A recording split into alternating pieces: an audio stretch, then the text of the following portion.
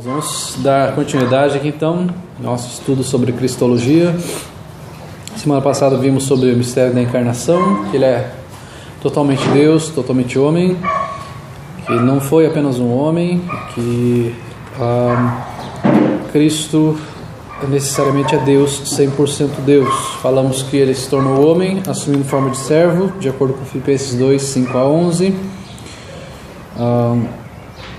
Falamos que o reconhecimento da sua encarnação nos ajuda a diferenciar a verdade do erro, de reconhecermos que ele veio em carne, então ele veio para anunciar salvação e alertar para o julgamento futuro.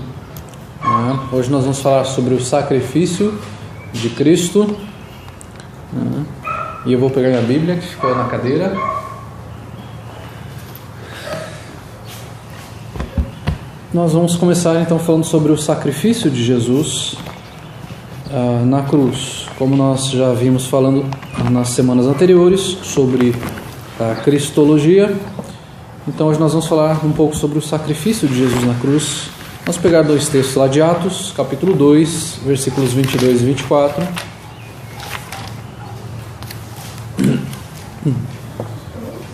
Atos 2, 22 ao 24.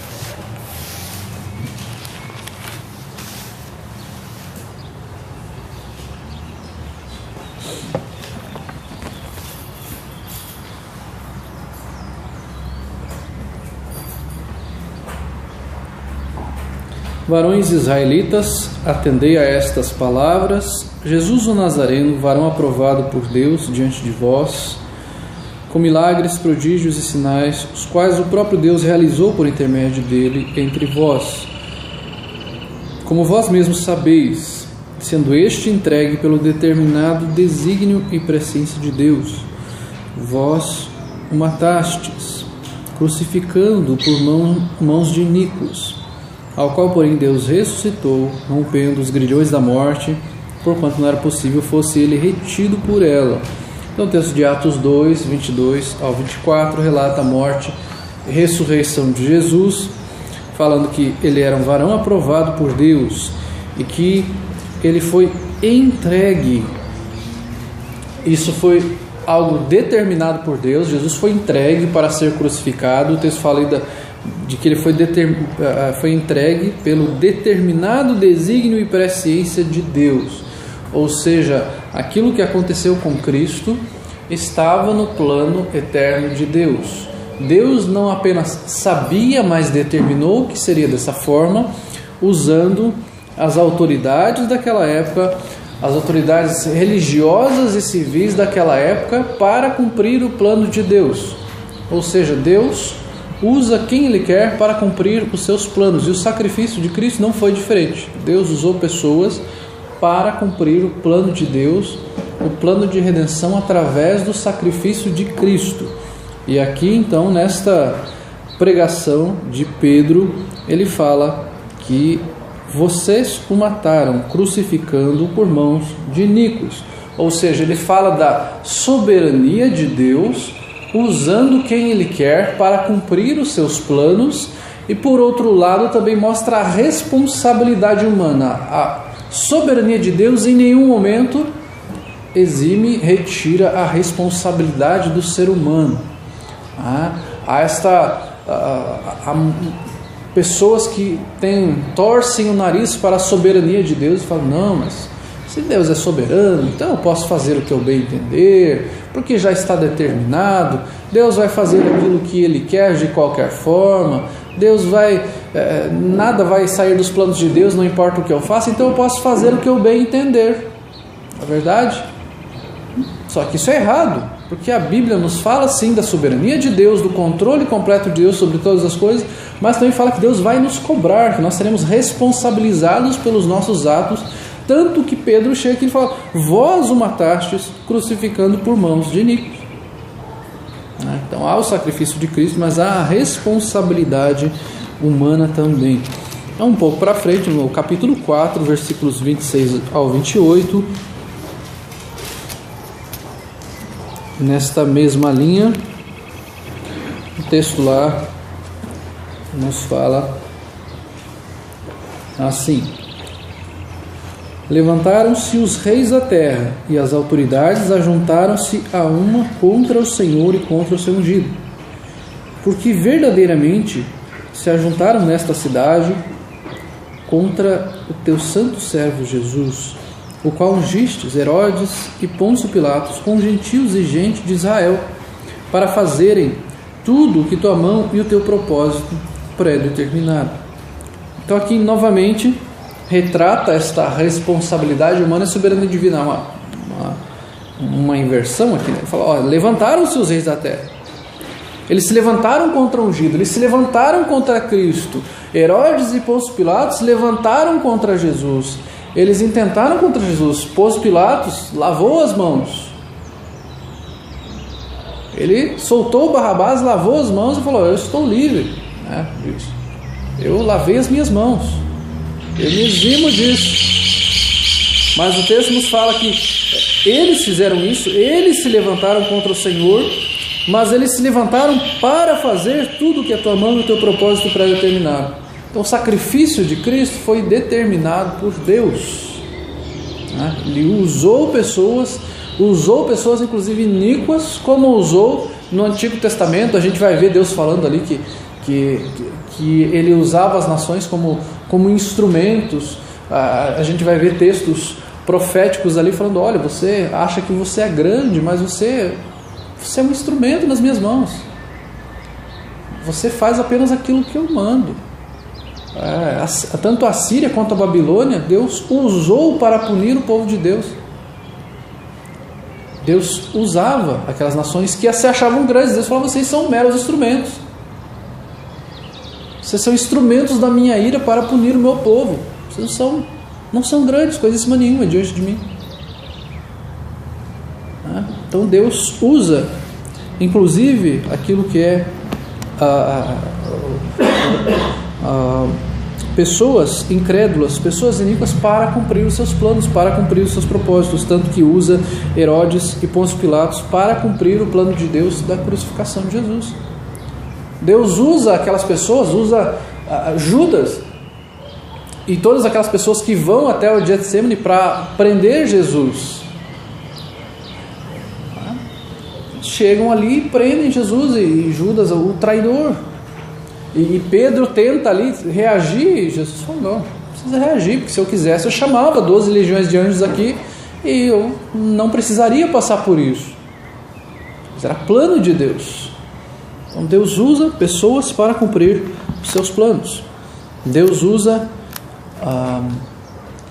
situações terríveis para cumprir os seus planos. Deus usa qualquer coisa.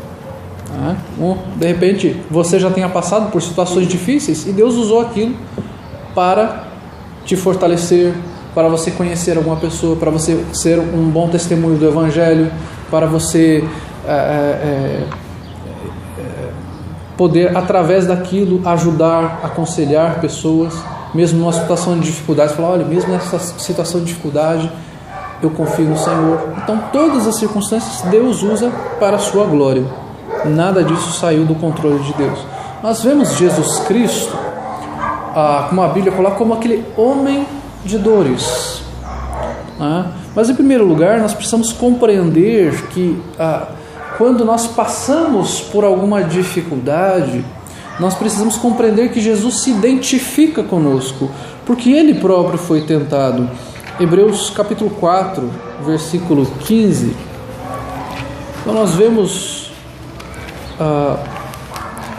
as Escrituras nos falando acerca daquilo que Jesus passou e de como Ele nos consola e Ele nos encoraja através disso. Hebreus capítulo 4, versículo 15.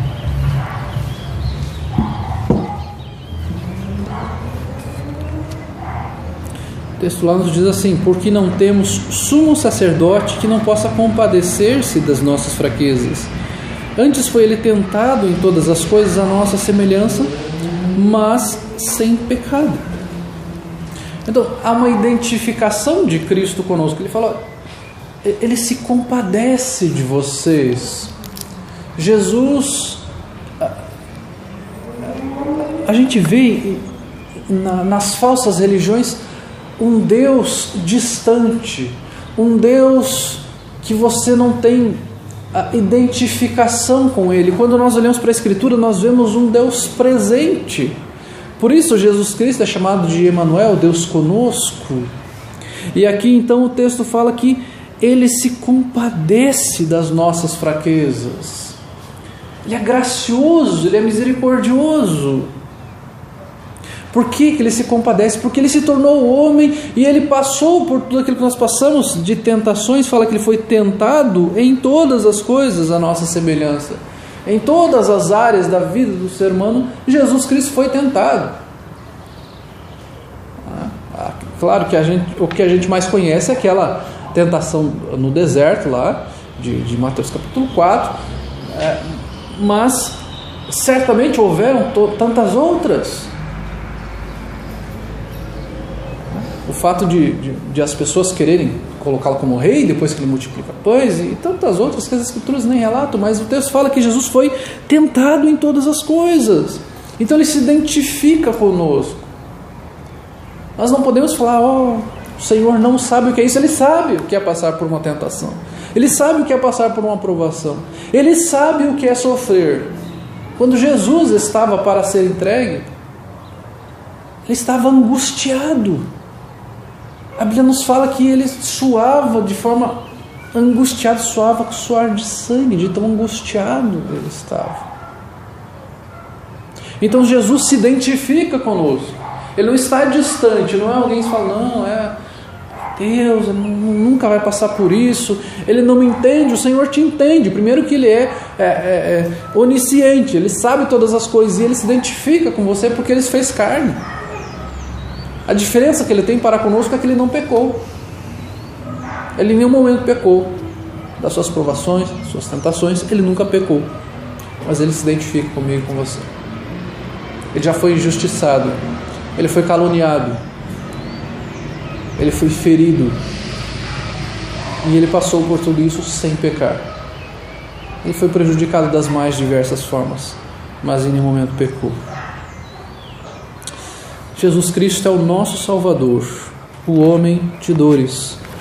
Texto de Isaías 53, versículos 3 ao 12, nos dá um relato maravilhoso acerca da pessoa de Jesus Cristo.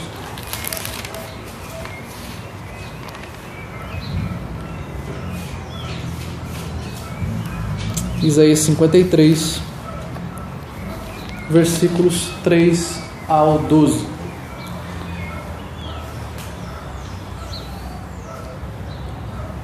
Era desprezado e o mais rejeitado entre os homens, homem de dores e que sabe o que é padecer, e como um de quem os homens escondem o rosto, era desprezado e dele não faziam caso. Era este o Cristo. Sabe o que é padecer? Desprezado. Jesus Cristo era desprezado, caluniado. Todo tipo de mentira, todo tipo de calúnia. Quantas pessoas tentaram prejudicá-lo, matá-lo em diversas situações, em diversas circunstâncias. Quantas mentiras aconteceram até no julgamento que foi feito. Quantas pessoas foram lá e falaram mentiras. Desprezaram, apenas tinham um certo simpatia por ele quando ele curava, ele fazia milagres e tinham aquelas multidões, mas quando Jesus chama um verdadeiro compromisso, aquelas pessoas vão embora e ficam ali apenas os seus discípulos. Era desprezado. Uma parte das pessoas se admirava com a sua doutrina.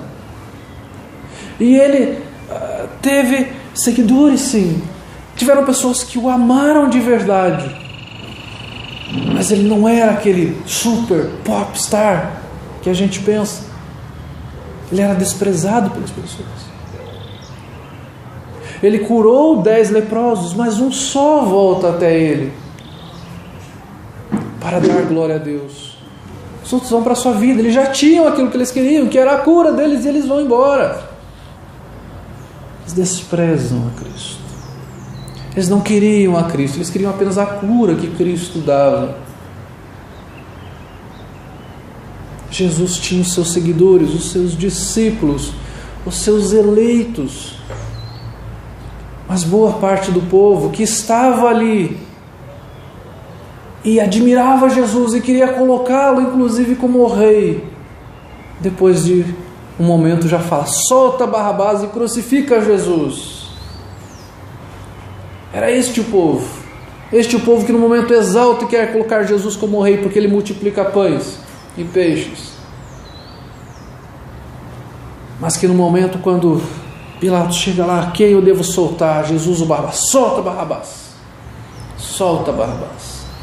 Era este homem de dores, que sabe o que é padecer, um homem desprezado. Mas o texto nos fala: certamente ele tomou sobre si as nossas enfermidades e as nossas dores levou sobre si. E nós o reputávamos por aflito, ferido de Deus e oprimido. Mas ele foi transpassado pelas nossas transgressões e moído pelas nossas iniquidades. O castigo que nos traz a paz estava sobre ele, e pelas suas pisaduras fomos sarados. Ora, as pessoas escondem o rosto dele, ele é desprezado, e ele tomou sobre si as nossas enfermidades. Nós que um dia o desprezamos, nós que um dia éramos inimigos de Cristo, ele fala: ele tomou sobre si as nossas enfermidades. Nós que um dia éramos inimigos, estávamos mortos nos nossos delitos e pecados, ele morreu, levou sobre si as nossas dores. Foi traspassado pelas nossas transgressões e moído pelas nossas iniquidades. Jesus amou aqueles que o odiavam. Ele escolheu um povo para si.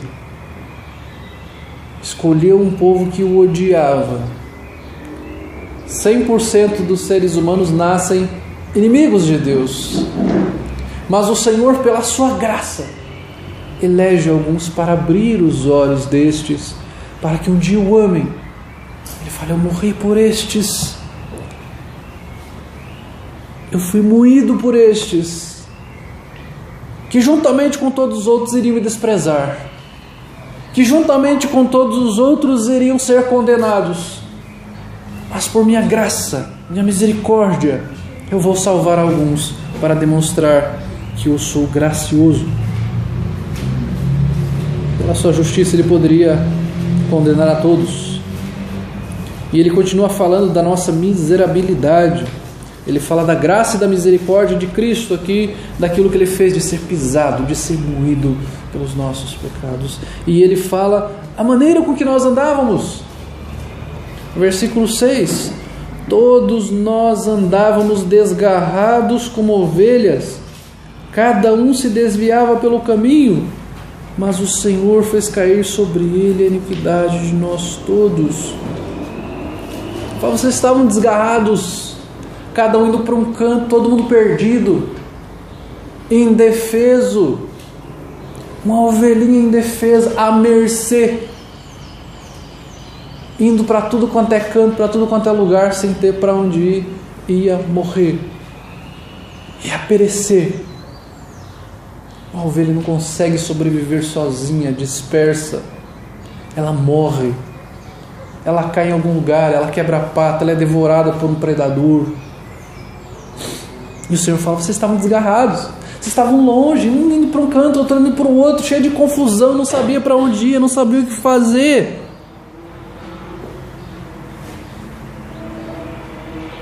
Esses eram vocês, desgarrados como ovelhas, cada um se desviava pelo caminho, mas o Senhor fez cair sobre ele a iniquidade de nós todos. Nós estávamos desgarrados, mas o Senhor levou aquilo que nós deveríamos levar, o castigo que nós deveríamos levar, caiu sobre Cristo. Graça, maravilhosa graça. Versículo 7: ele foi oprimido, humilhado, mas não abriu a boca. Como cordeiro foi levado ao matadouro, e como ovelha muda perante os seus tosqueadores, não abriu a boca.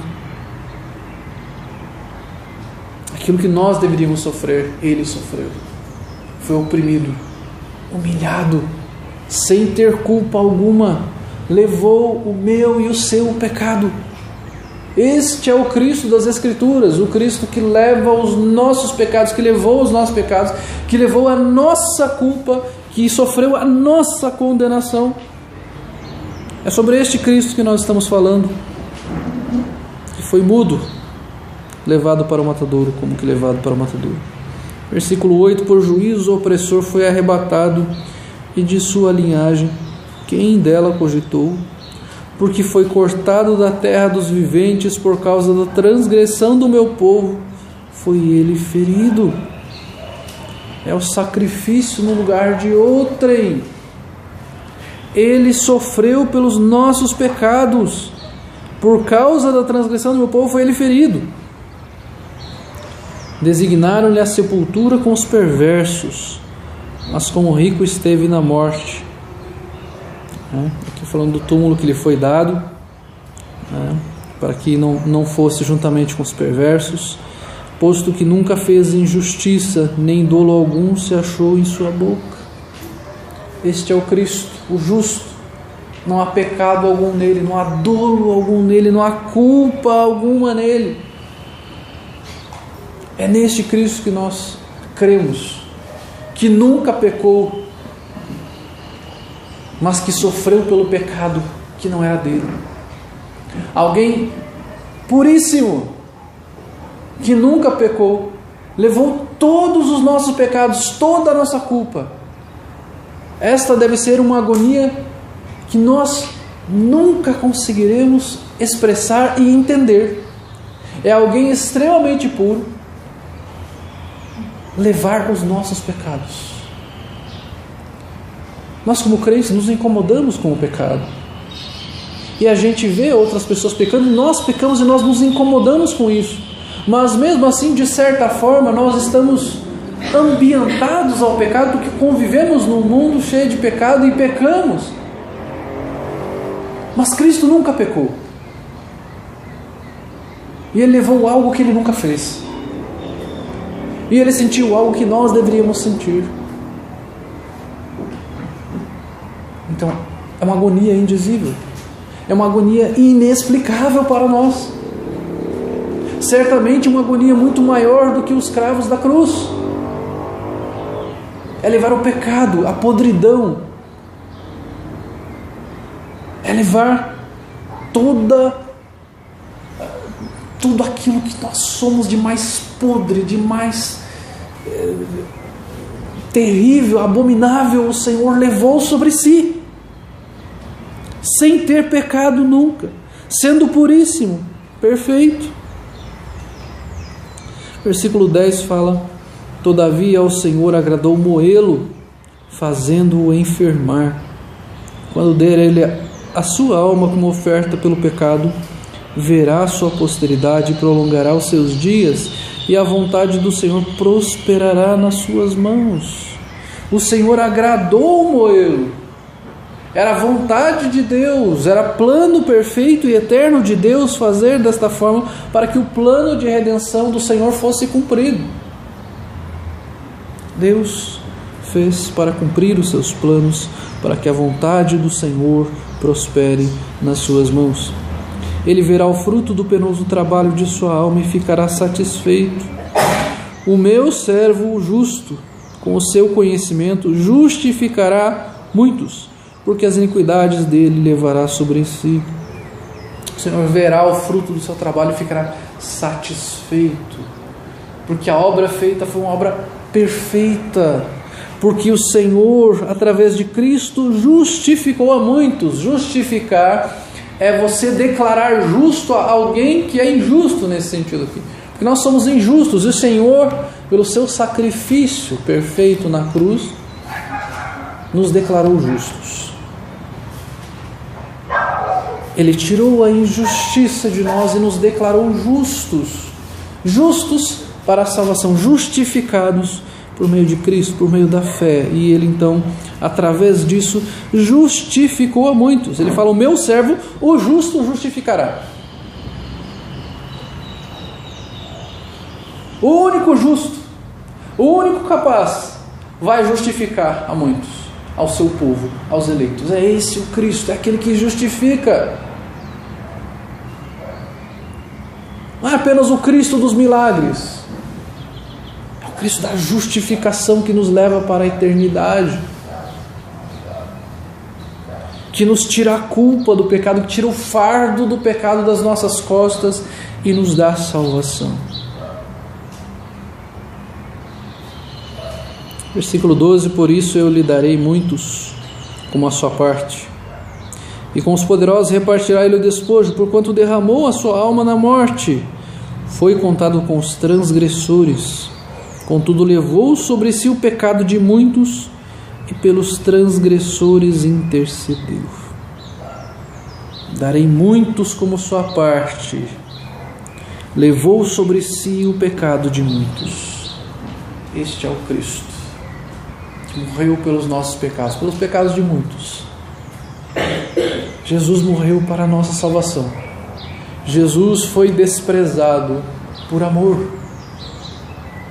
O justo justificou. O justo morreu para que nós vivêssemos. O justo ressuscitou para que nós um dia ressurjamos e estejamos para sempre com Ele.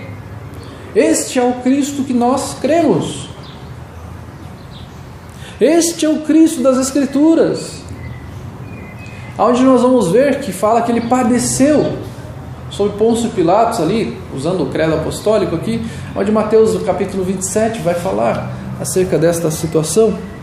Mateus 27, versículos 24 ao 26, diz assim: vendo Pilatos que nada conseguia, antes pelo contrário aumentava o tumulto, mandando vir água, lavou as mãos perante o povo, dizendo: estou inocente do sangue deste justo, fique o caso convosco.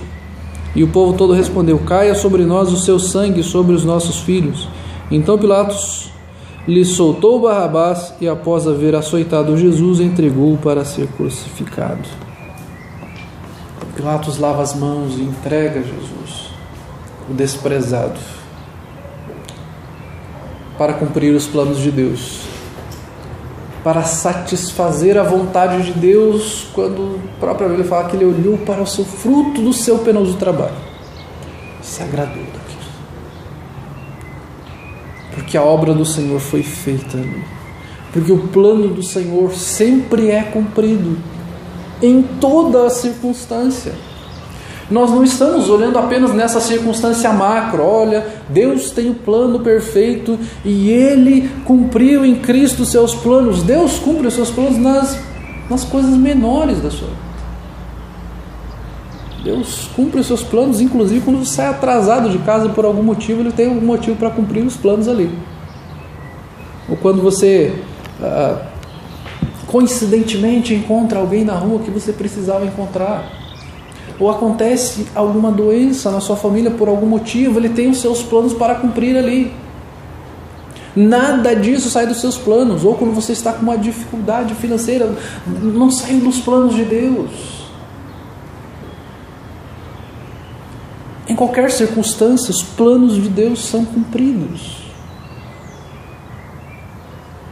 Deus quer trabalhar no nosso coração nas coisas mais bobas.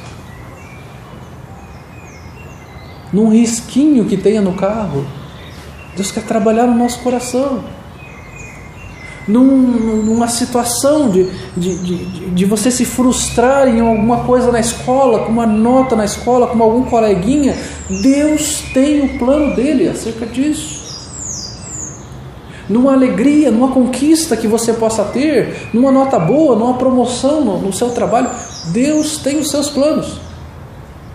Deus não tem apenas um plano macro da redenção em Cristo. Deus tem o plano nas mínimas coisas, nas menores coisas, para trabalhar na sua paciência, para trabalhar na sua generosidade, para trabalhar na sua fé, para trabalhar em todas as questões da sua vida, na sua paciência. no seu cuidado para com os outros, no seu amor para com Cristo, para com a sua obra. Deus tem os seus planos para tudo. Para nós encerrarmos, queria ler um texto lá em Apocalipse, capítulo 13, versículo 8.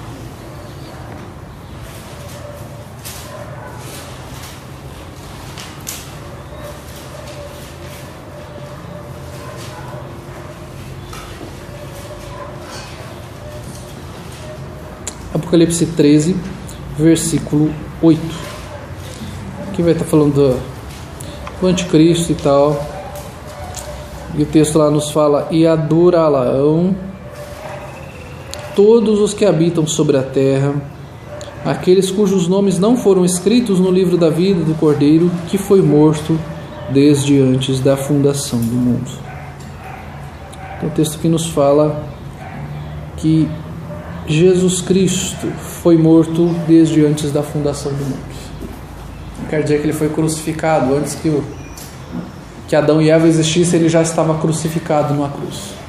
Mas que o plano já existia, o plano perfeito de Deus já existia. Que Deus já tinha o controle de todas as coisas, Deus já sabia o que ia acontecer.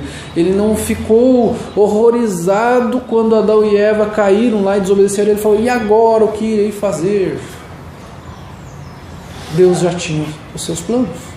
Deus é soberano, Deus é onipotente, Deus é onisciente em todas as áreas. Se Ele tem no controle o plano da redenção, Ele tem todas as áreas. Porque se Ele não tiver a questão mínima da sua vida, Ele não tiver controle sobre ela, Deus não tem controle sobre nada. Porque nesta pequena situação você pode mudar muitas coisas na história. Se você tem o controle de qualquer coisa da sua vida, Deus não tem controle de nada. Porque se você tem controle naquela área, Deus não consegue impedir que você haja daquela forma, logo Ele não consegue controlar. Ele apenas pode dar uma interferência, Ele pode apenas, como os deuses da mitologia grega, influenciar, estimular alguém a fazer algo, mas não determinar, ordenar, como Deus onipotente que Ele é. E é nesse Senhor que nós cremos, que determina, que tem poder sobre todas as coisas, que tem o controle sobre todas as coisas e que tem o seu Filho Jesus como nosso Redentor. Vamos orar, irmãos.